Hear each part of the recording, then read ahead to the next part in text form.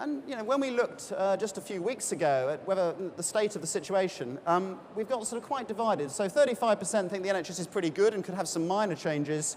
56% say it needs some fundamental changes. And I think this is, you know, how this story works through, I think, is very, very difficult. A lot of the people who think it needs fundamental changes will often just say, well, cutting out waste and then spending a lot more money. That would be the sort of fundamental change that would please them. And that, of course, and probably no more reorganisation. So we'll see. What else do people say? Has it got better? And the top one is fascinating because you've got this high level of satisfaction. It's the highest, the British Social Attitude Study showed it's the highest recorded level of satisfaction of the NHS. And yet, when we ask people whether it's got better or worse, you can see slightly more say it's got worse in the last 3 years. Basically, if you ever ask this question of the public about virtually anything, whether it's the state of morals in this country, whether people are getting better looking or worse looking, everything's always getting worse. So the fact that they're pretty even Stevens about the state of the NHS is actually amazingly positive. But I think, of course, the challenge, particularly for politicians and indeed managers, the fact that 43% expect it to get worse in the next few years. We've only got 4 people in 100 who think it's going to get a lot better. Skip that, it's boring. Next. Okay, that's boring as well, we'll skip that one. Right, I thought it would be interesting just to look at some of the government's promises after May last year and just see how the public reacts to them. And the first is that we will guarantee that health spending increases in real terms. Could I ask the people working in the NHS, do you feel that spending is increasing in real terms? If it is, please put your hand up. Okay, so, all right, we'll carry on.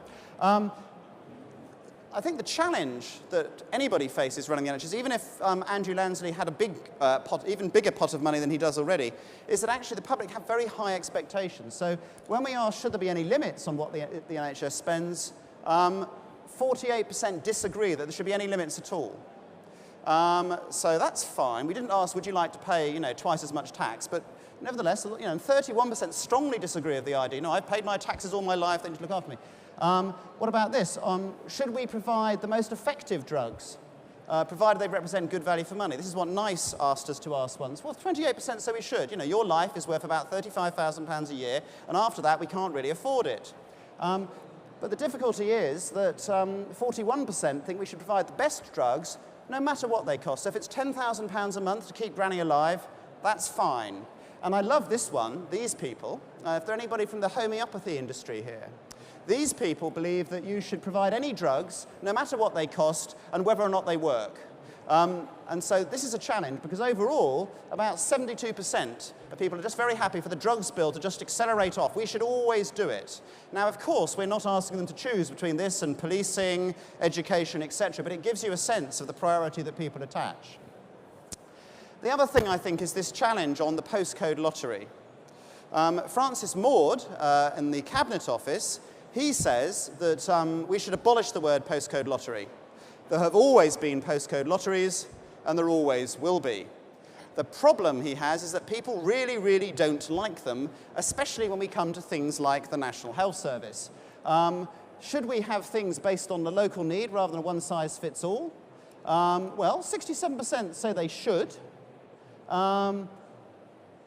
Treatment should only be available on the NHS so they're available to everyone and not dependent on the 28%. So we'll see.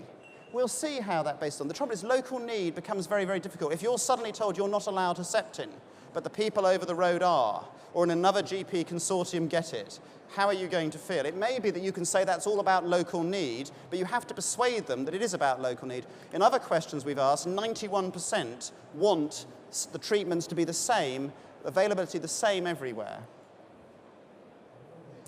I think I'll skip that one. It's a bit boring. Next. So I think some of the challenges.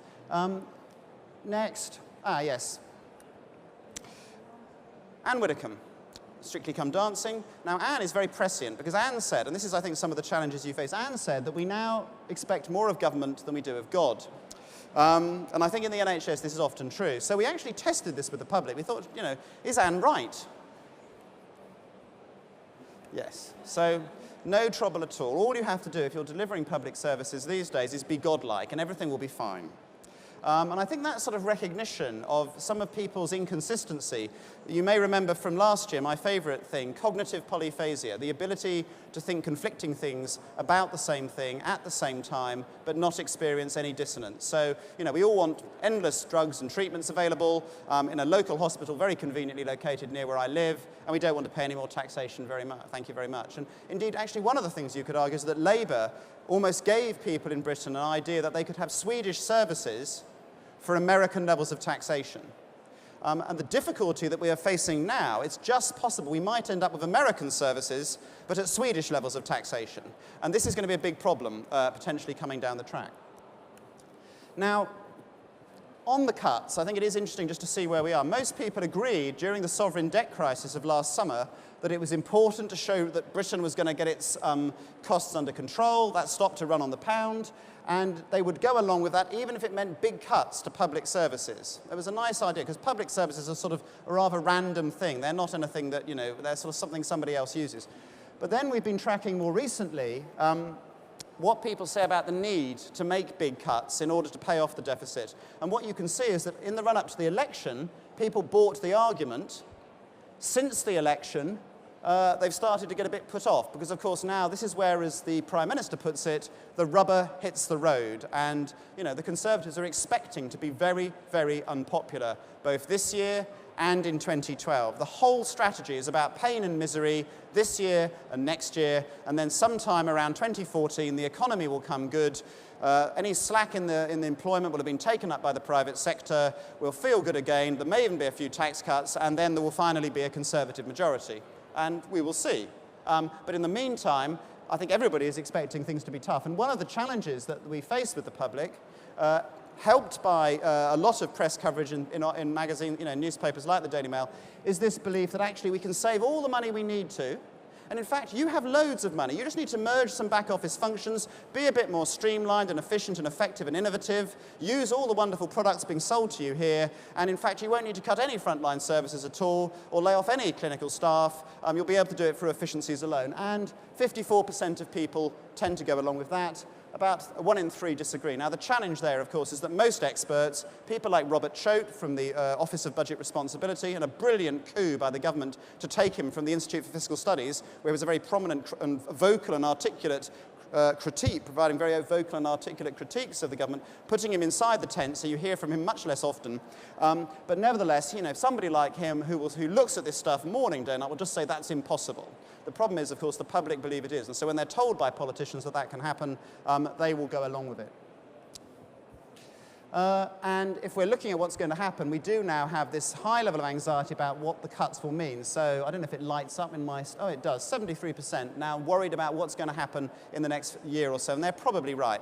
Let's look at some other things. So we said improving access, give every patient the power to choose, publish detailed data online so everyone will know who is providing a good service and who's falling behind. Now, the fact that only 18% of working class pensioners who are heavy users of your services are online may mean that they don't know, but I'm not sure they're going to be lying awake at night worrying about that. Anyway, now, when we look at the data, actually, you know, if you look at access on wave after wave, millions of interviews, most people are pretty positive. Were you able to get to the appointment on the same or next 2 days? 87% yes.